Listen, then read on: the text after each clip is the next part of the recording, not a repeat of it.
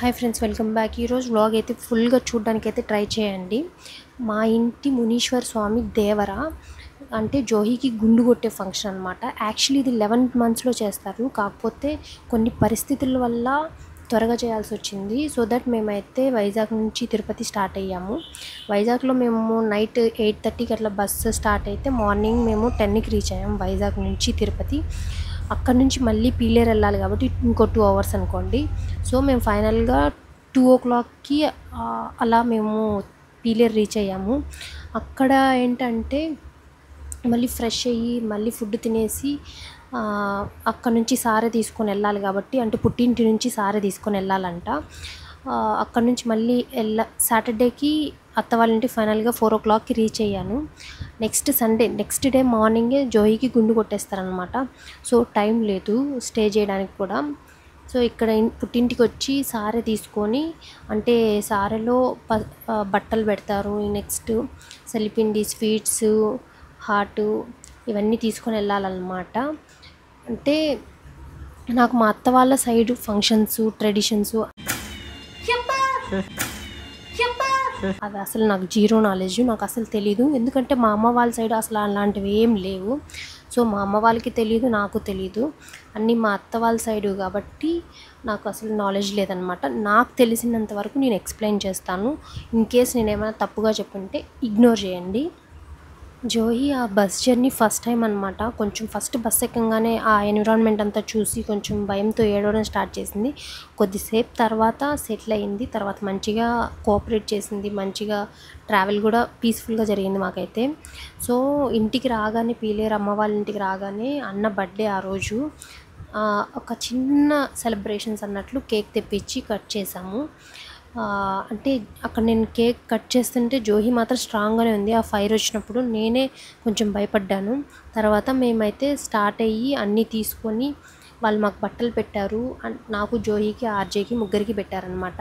Next sweets ఇవన్నీ తీసుకొని మేము స్టార్ట్ అయ్యి అత్త వాళ్ళ ఇంటికి వెళ్ళాము.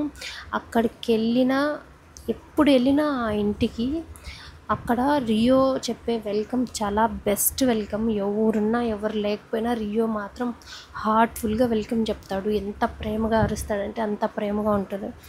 నెక్స్ట్ ఆ రోజు అట్లా అంతా గడిచింది. ఆల్మోస్ట్ అన్నీ సెట్ చేసుకున్నారు మా అత్త వాళ్ళంతా. సో మార్నింగ్ లేవగానే మాకైతే త్వరగా రెడీ అయిపోమని చెప్పారు. సో నేనేం చేశానంటే ఫస్ట్ నేను లేగంగానే జోహి ఆటోమేటిక్గా లేచేస్తుంది.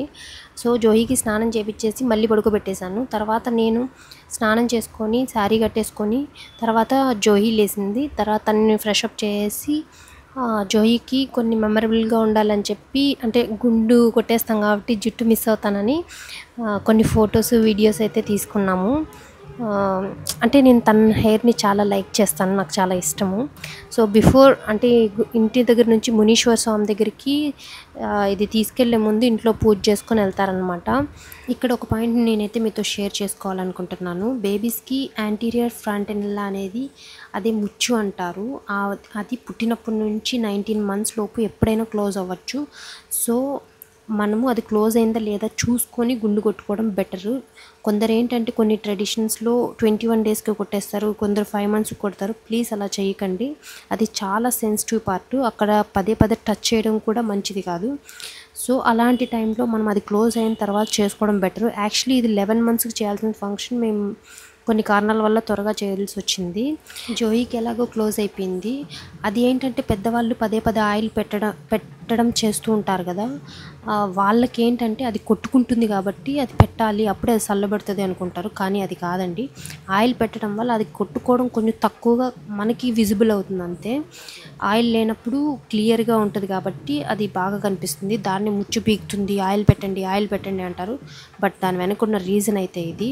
ఆయిల్ మన బాడీలో హీట్ కోసం అలాంటి వాటికి పెట్టుకుంటే పర్లేదు, కానీ అదే రీజన్ అని మాత్రం అనుకోకండి. అది మీరు ఆయిల్ పెట్టకపోయినా అది కొట్టుకుంటూనే ఉంటుంది, దాని వర్కే అది. ఇలా ఈ దేవర స్టోరీకి వస్తే ఇంట్లో ఆ గంప వెతుకున్న దగ్గర నుంచి వెనక్కి తిరిగి చూడకుండా ఊరి దేవత ఉంటారు కదా, అక్కడికి వెళ్ళి పూజ చేసుకొని తర్వాత అక్కడ కూడా తిరిగి చూడకుండా డైరెక్ట్గా మునీశ్వర స్వామి దగ్గరికి వెళ్ళాల్సి ఉంటుంది. సో ఇక్కడ వాళ్ళు ఏదో చేస్తున్నారు లోపల, దానికోసం నన్ను వెయిట్ చేయమన్నారు. అంటే అది ఆల్మోస్ట్ దాన్ని మోయడం కంటే జోహిని మోయడం బెటర్ అనిపించింది, అంత బరువు ఉంది అది అసలు. అందులో ఆల్మోస్ట్ అన్నీ పెట్టేస్తున్నారు. మా ఇంకో అత్త వాళ్ళు చెప్పినా కూడా కొన్ని తీసే, ఇందులో ఎంత బరువు ఉంది అని చెప్పినా కూడా మా అత్త అసలు వినలేదు. ఇలా గంపలో అన్నీ పెట్టుకొని మదర్ తీసుకొని వెళ్తారంట మునీశ్వర స్వామి దాకా.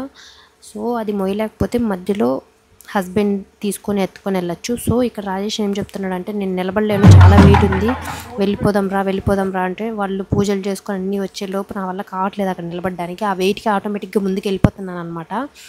సో రాజేష్ ఏమన్నా అంటే, కొంచెం ఊరు దాటేంతవరకు ఎత్తుకో, ఆ తర్వాత నేను ఎత్తుకొని వస్తాను అన్నాడు. సో ఇక్కడ నేనైతే రాజేష్కి ఇచ్చేసి నేను పాపను తీసుకున్నాను. ఇట్లా పూలదండ వేసుకొని తీసుకొని వెళ్తారంట. తర్వాత గుండు కొట్టిన తర్వాత కూడా అలాగే పూలదండ వేసుకొని ఇంటికి తీసుకురావాలంట. అక్కడ చాలా ఉంటాయి ఫార్మాలిటీస్, అవంతా నాకేం తెలియదు. సో అన్నీ అబ్జర్వ్ చేస్తున్నాను అనమాట. ఇవన్నీ ట్రెడిషన్ నాకు కొత్త కాబట్టి. సో మేనమామ జోహికి విజయ్ అన్న, బట్ వాళ్ళు ఇక్కడికి రాకూడదు కాబట్టి ఇక్కడ గోపి బాబాయ్ చేస్తున్నారు. అంటే ఫస్ట్ 3 కత్తెరలు ఇస్తారు కదా, ఆ 3 కత్తెరలు స్వామివారికి ఇవ్వాలి. ఫస్ట్ ఏంటంటే అక్కడికి వెళ్ళిన తర్వాత పూజించడం అవుతుంది. పూజిస్తూ ఉండగానే అక్కడే స్వామివారి ముందే పొంగల్ అనేది వండుతారనమాట. తర్వాత పొంగల్ ఆల్మోస్ట్ అయిపోయింది అన్నప్పుడు గుండు కొట్టడం స్టార్ట్ చేస్తారు.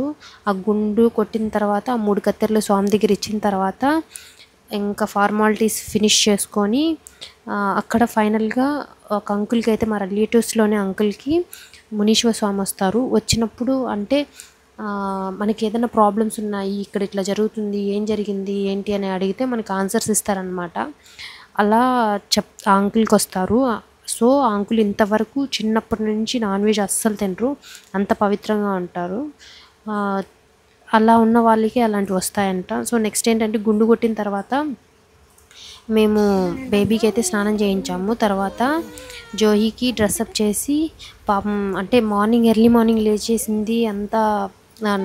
తన టైమింగ్స్ చేంజ్ అయిపోయాయి కదా, ఆ రోజు బిఫోర్ డేనే మేము వచ్చాము, నెక్స్ట్ డేకి అంతా గుండు కొట్టేసాం కాబట్టి. సో తను చాలా కన్ఫ్యూజ్లో ఉంది, చాలామందిని చూసింది కాబట్టి.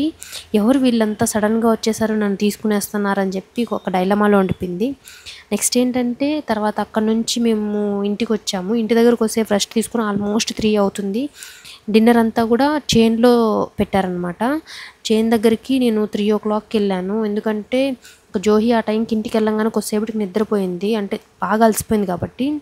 ఇంకా తను లేచిన తర్వాత కొంచెం సెటిల్ అయిన తర్వాత మళ్ళీ చైన్ దగ్గరికి నేను వెళ్ళి ఫుడ్ తినడానికి రాజేష్ పిలిస్తే వెళ్ళాను అనమాట.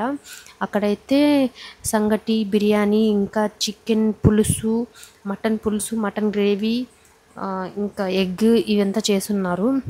సో అందరూ జోహికి గిఫ్ట్స్ ఇవ్వడం జరిగింది. అంటే గిఫ్ట్స్ అంటే చాలా వరకు మనీ ఇచ్చారు, కొన్ని డ్రెస్సెస్ వచ్చాయి. ఆర్జీకి ఎప్పటి నుంచో ఒక డ్రీమ్ ఉండేది, ఏ ఫంక్షన్ జరిగినా మామిడి తోపులో పెడదాం డిన్నర్ అని.